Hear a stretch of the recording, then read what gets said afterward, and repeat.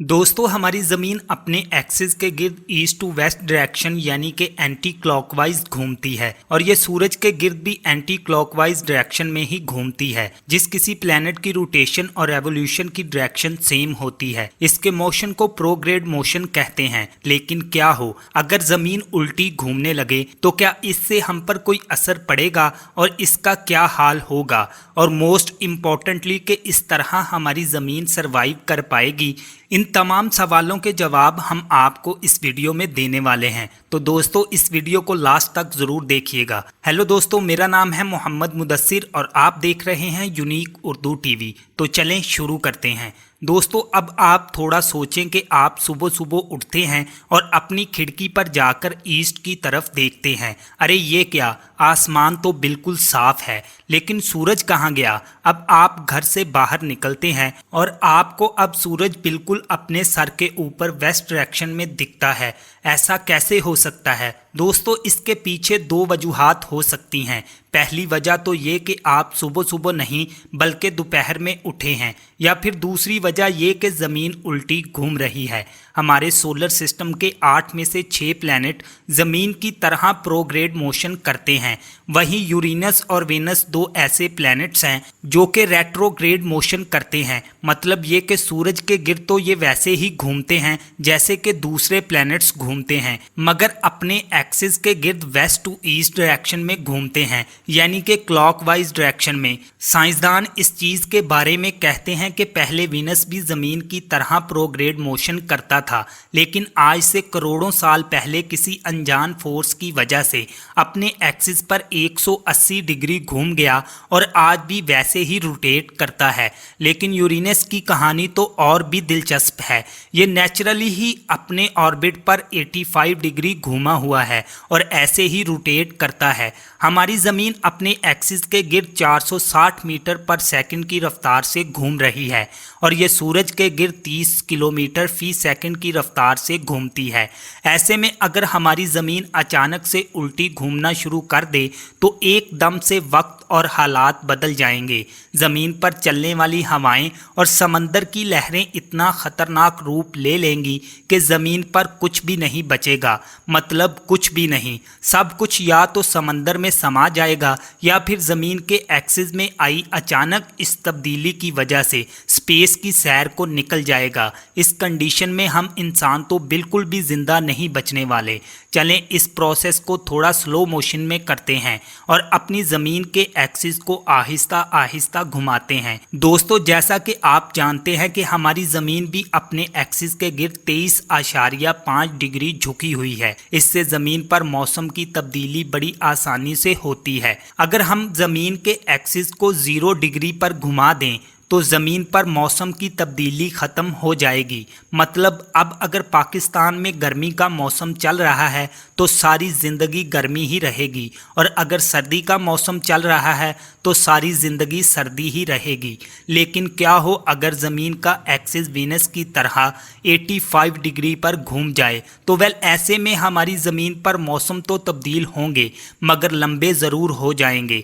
यानी कि 6 महीने सर्दी और 6 महीने गर्मी रहेगी। यहाँ पर सबसे बड़ी प्रॉब्लम तो ये होगी कि लगातार 6 महीने तक सूरज की गर्मी सीधे पोल्स के ऊपर पड़ती रहेगी, जिसकी वजह से पूरी बर्फ़ पिघल जाएगी और इसका पानी समंदरों के वाटर लेवल को बढ़ा देगा। अगर पोल्स में मौजूद सारी बर्फ़ पिघल जाए तो समंदर का वाटर लेवल 70 मीटर तक बढ़ जाएगा और समंदर किनारे बसने वाले सारे मुल्क और शहर डूब जाएंगे। मतलब तबाही ही तबाही होगी। और अगर हम ज़मीन के एक्सिस को 180 डिग्री पर घुमा देते हैं लेकिन आहिस्ता से, वरना क्या हो सकता है ये मैं आपको पहले बता चुका हूँ। अगर हम ज़मीन के एक्सिस को 180 डिग्री पर घुमा दें तो जाहिर सी बात है कि इस पर चलने वाली ट्रेड विंड्स की डायरेक्शन भी तब्दील हो जाएगी। ऐसे में बहुत से क्लाइमेट चेंजेस आ सकते हैं। इससे पहले कि मैं आपको इन क्लाइमेट चेंजेस के बारे में बताऊं, आपको ओशन करंट के बारे में जान लेना चाहिए। समंदरों का पानी एक मखसूस डायरेक्शन में लगातार बहता रहता है और ज़मीन का दर्जा हरारत रेगुलेट करता रहता है। इसे ही ओशन करंट कहते हैं। यही ओशन करंट एक्स्ट्रा मॉइस्चर को ठंडी जगहों से गर्म जगहों की तरफ ले जाता है और दर्जा हरारत को मतवाजन रखता है। मौजूदा हालात में अटलांटिक ओशन के करंट इनमें से सबसे इम्पोर्टेंट रोल प्ले करते हैं। लेकिन अगर ज़मीन 180 डिग्री पर घूमती है तो इन ओशन करंट को पैसिफिक ओशन कंट्रोल करेगा और ज़मीन की हर जगह का मौसम उल्टा हो जाएगा, यानी जहां सर्दी है वहां गर्मी हो जाएगी और जहां गर्मी है वहां पर सर्दी हो जाएगी।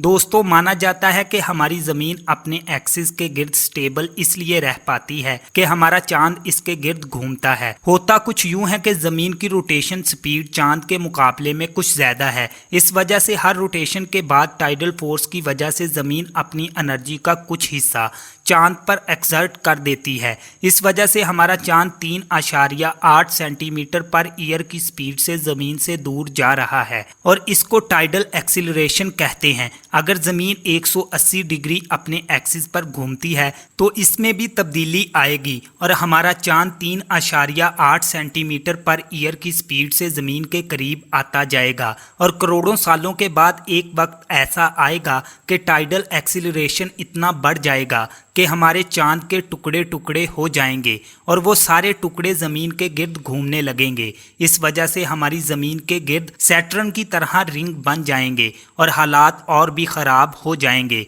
चांद ना होने की वजह से ज़मीन के एक्सिस पर बहुत ज़्यादा दबाव पड़ेगा और इसकी रोटेशन स्पीड कम हो जाएगी और इस पर दिन और रात का साइकिल भी बिगड़ जाएगा। लेकिन चाहे कुछ भी हो, अभी तक हमने ज़मीन के एक्सिस को 180 डिग्री घूमने पर जो कुछ भी देखा है, इससे कोई ऐसी कंडीशन नहीं बनी जिससे इस पर से ज़िंदगी ख़त्म हो जाए या फिर ज़मीन भी ख़त्म हो जाए। साइंसदानों का मानना है कि अगर हमारी ज़मीन के एक्सिस का ट्रांजिशन आहिस्ता आहिस्ता होता है तो हम महफूज ही रहेंगे। सिर्फ ज़मीन ही नहीं, निज़ाम शमसी के किसी भी सियारे को 180 डिग्री रोटेट करने से कोई ख़ास फ़र्क नहीं पड़ेगा, मगर एक बात के इनके चांद ज़मीन के चांद की तरह तबाह हो जाएंगे। और दोस्तों, यहाँ पर एक सबसे मज़ेदार बात यह है कि अगर हम मार्स के रोटेशन को भी रिवर्स कर दें तो हो सकता है कि ये सियारा रहने लायक बन जाए। साइंसदानों का मानना है कि मार्स की मौजूदा हालत का जिम्मेदार उसका एक्सिस है। इसके एक्सिस की वजह से इसकी मैग्नेटिक फील्ड बहुत ही कमज़ोर है।